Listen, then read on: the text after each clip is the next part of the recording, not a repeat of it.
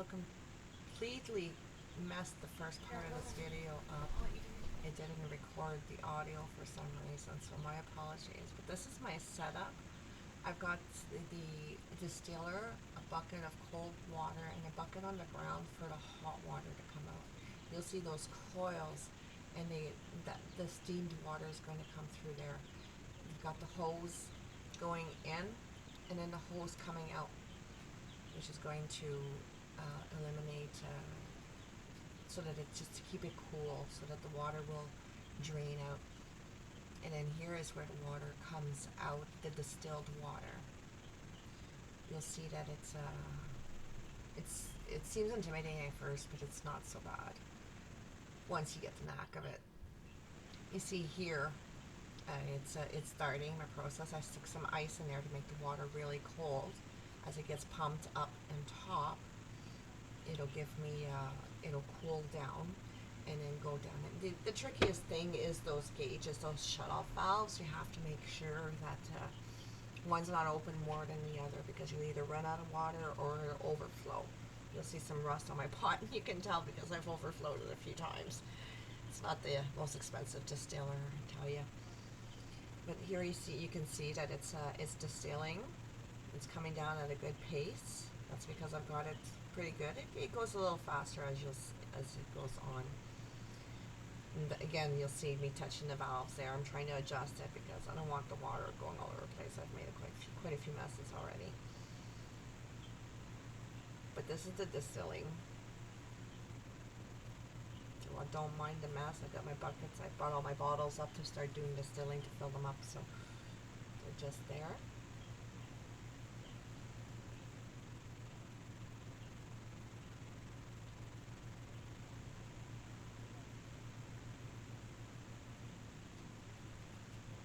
Can't remember what I was saying there, but anyways, again, I'm sorry, this is my first real video, so I'm not too sure what went wrong. And then this is when I was checking the ppms. That's the parts per million, because the process of distillation removes all of the calcium, the metals and whatnot. So the very beginning part, you're going to toss probably the very first 15-20 minutes worth of distillation. It's not going to be any good. You're still going to have some parts. You see there, that's when my parts per million went to 0. It was a good process. But then I had 2%. I'll show you shortly. It's coming up there.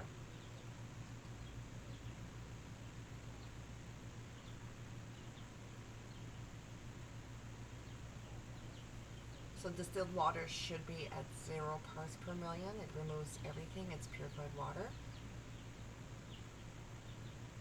And then I'm going to show you here. You're going to see the first part, my first batch. See, this is my first time really trying it. I've done some essential oils, but distilling my own water, it's a bit different. And I'm going to show you. Now it's the beginning stages, and you can see it's at 2 parts per million. So you want it at 0. So you're gonna just keep interchanging your jars or whatever containers you're using, and keep testing it to see until you get to 0. And once you get to 0, then you could start loading it up. You could start filling your containers.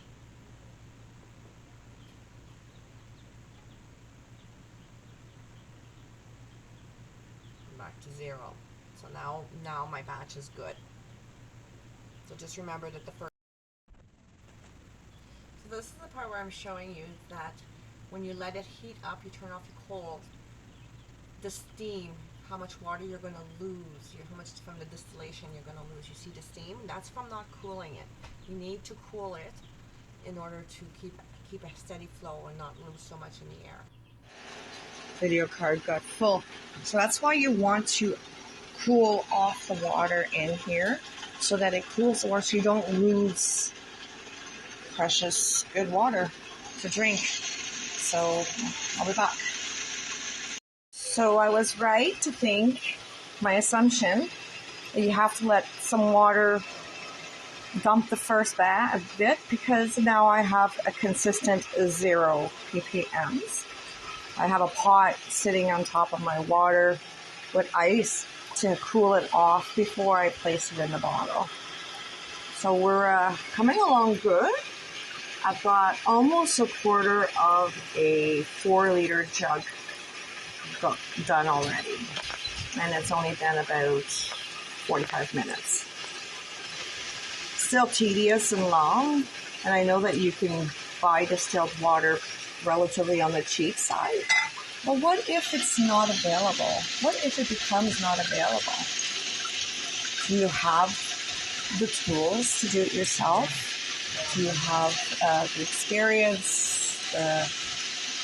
You have to, it's good to know knowledge, but it's good to practice it so that you're prepared. It's all about being prepared for the unknown. It's not being paranoid.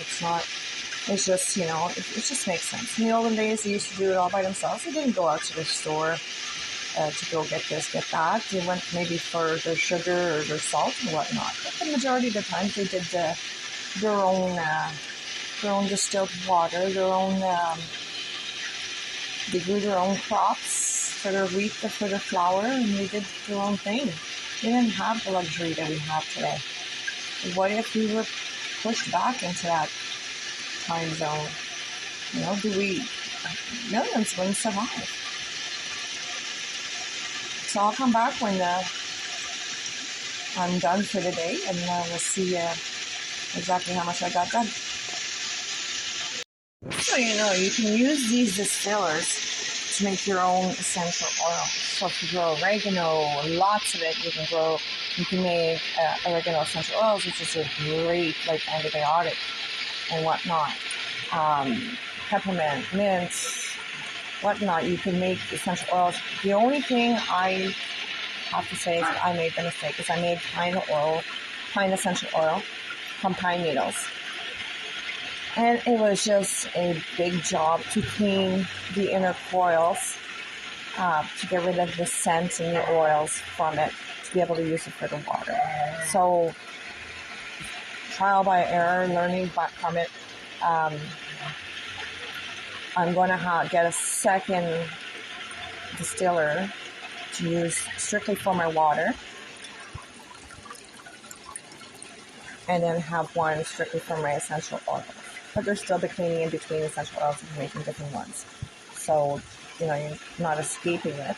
But at least you can make a big batch and wash it, and it's not so bad. But you just don't want, your water to be tasting like pine and whatnot. So, especially if you're going to use it for drinking. It's not so bad if you're going to use it for other things, whatnot. But, you really want your water pure. If you're going to be distilling water, you're going to go through the trouble.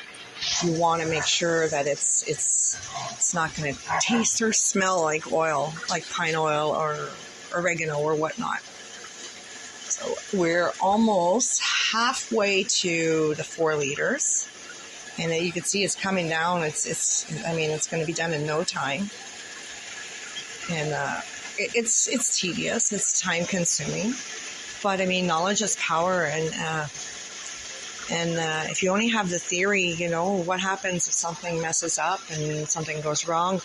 Let's just say grid goes down, you don't have YouTube no more, you don't have, and you've never tried it and something happens and you can't just readily look it up to see what's the fix, or what you're doing wrong or whatever. So I highly recommend if this is something that you're going to look into, is that you at least try it once, to familiarize yourself with the components and how to work it so that you're not having flooding. Because I don't know how many times this has happened to me where I had this gauge here open all the way, walk away, not thinking, the water overflowing. You could see the rust. This is not the most expensive distiller. I'm definitely going to be getting a new one.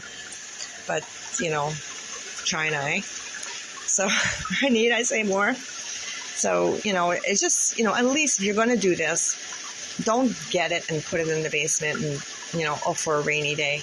Try it out, work it, practice. Practice makes perfect. And, work out any kinks and just get that basic knowledge down path. So that way, if the day comes, you actually really, really need it. You have it and you have the experience, and it'll be like riding a bike. So, yeah, I'll come back when I'm done. So I basically got 4 liters in 2 hours. It's time tedious, but it's, you know, it's worth it. I mean, it's costing my electricity to make my soap, to make my clothes with silver. But I know that it's 0 ppm, so there's no metal in my water. There's no contaminants whatsoever. This water is drinkable. Now, if I wanted to drink it, to be able to, so I don't lose my minerals, you need minerals, I would add a teaspoon of Himalayan salt to this, and that would reestablish the minerals without any other contaminants whatsoever. It would be completely healthy to drink. So the only thing that I could, other than this, is recommend is for your distiller, if you could have, if your stove is not right next to your sink, I would, and that's probably what I'm going to do my next time, is I'm going to get a hot plate, have it here, and then be able to have the hose go into the sink, have it full of ice and water, and in the other one, the drain. That way there's no emptying buckets, whatever. It's just turn on the tap, refill the sink to keep it going, and much less work. That's going to be my next try. But apart from that, this is, now I'm ready to make my soap. I didn't have to spend gas, which is so expensive right now, to go buy myself some more. I'm in the comfort of my own home, my PJs, and I've got my distilled water, and I have the know-how now. I have the experience behind it, and it's something that I'm definitely going to repeat and get better at it. You know, find little shortcuts like a hot plate right by the sink.